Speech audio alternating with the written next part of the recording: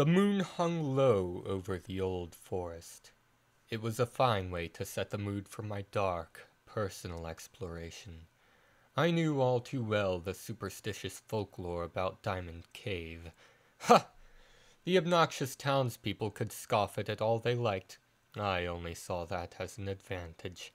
The less they liked that cave, the more likely it was that I could be alone there, and solitude is what I really craved. I could partake in the idle gossip of my neighbors from time to time, and join the rougher men on their hunting trips, but such activities drained me while others seemed only to be invigorated by them. I nipped just inside the mouth of the cave, which is where I meditated for my first hour. It didn't quite satisfy me like it did every other time, though. I would have to go deeper. I had taken 10 paces when a thought crossed my mind.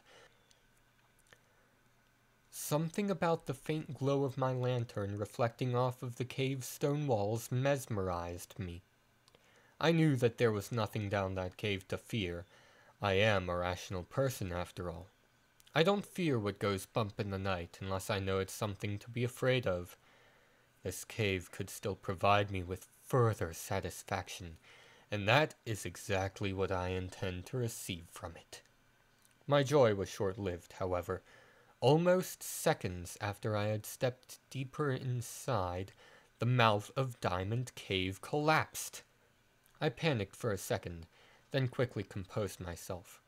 Caves were vast structures. There was probably more than one way out. Either way, I could see only one way to go. I suppose this cave will satisfy me yet. I pushed on into the cave, unsure of what I might run into. Some sixth sense warned me of danger approaching from all directions, but I couldn't evade or counter it. I could only push onward. There was a light somewhere ahead, like someone had set a fire. It was a sign of life, at least, and perhaps they could help me out. Just then, something flicked out at my ankle. I tried to dodge, but the attack was too quick for me to respond to. A sharp rod, like a needle, or perhaps a fang, pierced deep into my flesh. The pain was instant and immense.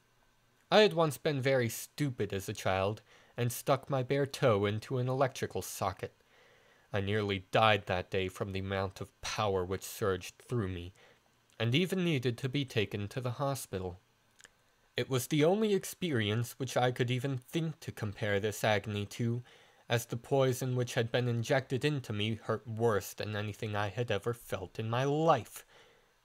I fell over and screamed as the creeping agony slithered up my leg and into my hip.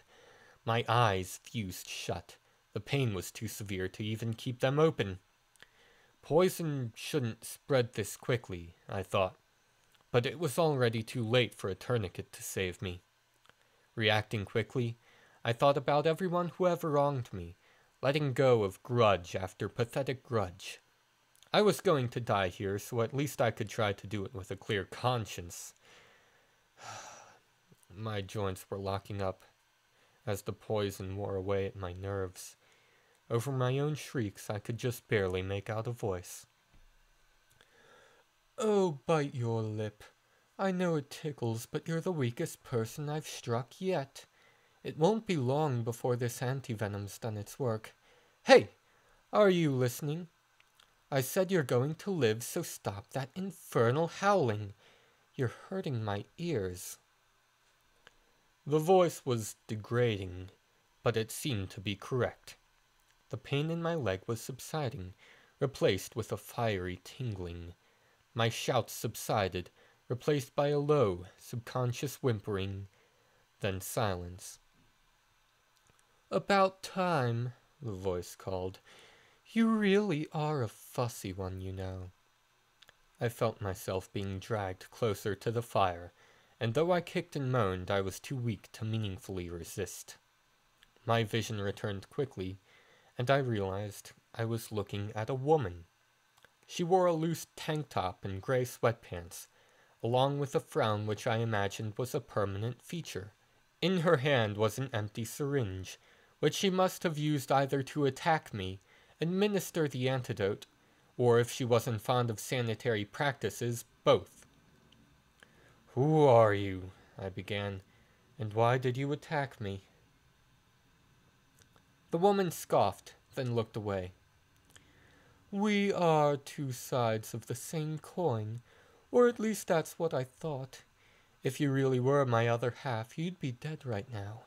Since you aren't, I'll show you some kindness. Run away, back to the shadows you came from. If you don't, you're going to die here." The woman's demeanor was calm, but her words were insane. I couldn't imagine how this woman had come to be here, but she was clearly too far gone to spend another moment with. "Right, I'll be leaving then," I said. But she grabbed my arm and turned me back around. "If you see my other half, traveler, don't try to fight. All you can do is run. Leave the hunting to me, won't you?" The woman spat these words out, ordering me around as if she were some kind of drill sergeant. In the light, I began to pay attention to her body. Her mouth was open, but I saw no teeth. Her tongue did look a bit odd, though, and her stance held some uncanny element that I could only register on a subconscious level. My eyes were drawn to her ankles, and were those scales? The woman, if she even was one, had seemed to recognize that I was catching on. "You know, then," she began, her eyes flashing wickedly in the fire. Her pupils dilated like a cat's, and small fangs showed from behind her lips. She spoke one final time, her voice reflecting a feral sort of glee. "Show me what you've got, fool!" This was more than my frail nerves could take. My following movements were based entirely on instinct. My brain itself had ceased to function. With a fluid motion, I slapped her across the face and turned around, sprinting away with all my might. Her laughter was intense, but faded quickly as I rocketed deeper into the cave. Eventually I did tire, but by that time I thought I had already evaded her 100 times over. How much distance had I even covered? I knew I had climbed up and down plenty of harrowing drops and crevices without a second thought, as I trusted my climbing skill more than my fighting prowess. Still, it felt like I had achieved nothing by doing so. I had likely traveled miles, so why? Why did I still feel like that monster might be just behind me, or around the corner? This place was unnatural, that much was certain. I only had one direction to go, but for all I knew I was traveling closer and closer to my death rather than my salvation. My legs grew weary, and my body longed to rest. I don't know when I collapsed. All I do know is that I slept for some time afterwards. I dreamt, but I know not of what. I could only feel my body, my mind. Something watched from the shadows, but I couldn't sense what. No, it couldn't be. Had that serpentine woman caught up with me? Did she intend on biting me again, and finishing me off with her venom? I tried to run, but I was overcome by a fierce, icy tingling. It was as if my consciousness had been separated from my body. All around me I felt the danger growing, but all I could fight with was my will. I tried to concentrate to force myself awake, but it wasn't enough. There came the crown jewel of fear, something which I had never heard before, and hoped never to hear again. A soft, wet hiss startled me back into my own skin, and I jumped up off the ground into full conscious alertness. It was coming from behind me. Thinking that my horror couldn't grow any worse, I turned around to face the beast directly. Two powerful serpent heads reared back and hissed, as if surprised and offended that I would dare to look upon them. Their heads were horned, and their sharp fangs dripped venom. I doubted they could spit it, but that was the only form of mercy I observed within this demonic being. Its twin bodies writhed in unison, its muscles betraying immense power as it did so. Shall I say that it was terrible, magnificent, majestic? No, for such terms would never encapsulate the true horror. It was dread, on a scale that I had never felt, which engulfed me as I traced the snake bodies back to their nightmarish source. By some horrible conjunction of spheres which I had never fully comprehended before, some blasphemous, parasitic mockery of all that I thought I knew was that beast formed. For the serpent heads were fused to, or perhaps sprouting from, the last place I might have expected. I beheld the veiny rump, spindly legs, and horribly abused feet of what once was, or may never have truly been, a woman. I felt my mind still, and my body went limp. No, I couldn't afford to lose control like this. That maniac's words came back to me at that moment. I needed to run. I couldn't fight this thing. The problem was, I was still weary after my flight from this monster's other half. Mind over matter. That phrase was all I could think as I sprinted away from the nightmare which had awakened me. Unlike its more human counterpart, it gave chase. The powerful serpents closed in on me with lightning speed, which unbalanced the human legs which supported it. Ah, so that was its weakness. I looked around, my lantern illuminating the path ahead of me. I saw some stalactites above me, and in them I saw a chance. This was going to hurt. I reached my hand up and tried to punch one down as I ran. My knuckles erupted into pain, but I felt somewhat sure that I had knocked down something. My suspicions were confirmed in the most dreadful of ways. The beast let out what I can only describe as a torrent of sound, a roar or shriek which conveyed surprise and hatred in equal measure. Got her! Oh, she's mad now. That triumphant thought was quickly lost in the wave of fear which washed over me. Somewhere I heard another sound, as of scales scraping across the rocks. From some tunnel or hidden passage before my feet, a flash of flesh shot forth. As it soared overhead, I realized that it was the serpentine woman from before. Her sweatpants were nowhere in sight.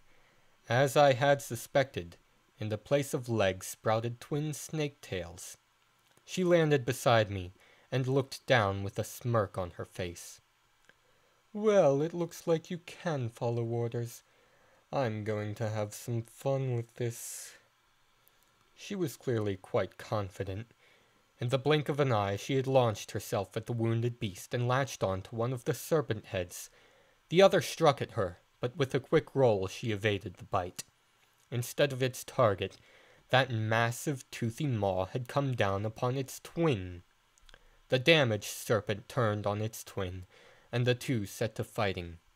The woman slithered around and calmly, almost medicinally administered a bite to the upper thigh of a human leg, before returning to my side. The two of us sat and watched as the beast tore itself apart in its last moments, but very quickly the venom had done its work, and it lay still. "Thank you," I began, unsure of the snake woman's motivations. Still, she had saved my life.